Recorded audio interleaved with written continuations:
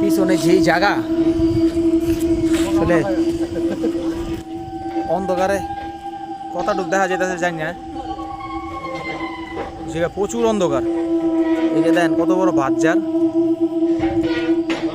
দিনের বেলা আসলে দিনের বেলা এইদিকে মানুষ আসে না, আমরা রাতের বেলায় 4-5 জন মিলে আয়া বসি এই জায়গায়। অন্ধকারে তো আমরা চোখে যতটুকু দেখতেছি কিন্তু আসলে অতটুকু আলো দেখা যায় না। পিছনে আমার পিছনের ওইটা পুরোটাই হলো পাহাড়।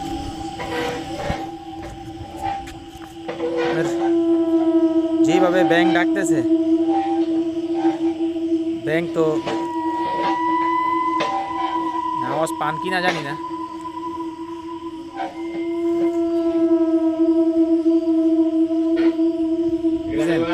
লোকালয়ের একদম শেষ সীমানা এটা। এই জায়গায় লোকালয় দিনের বেলা আসে। কত বড় বন।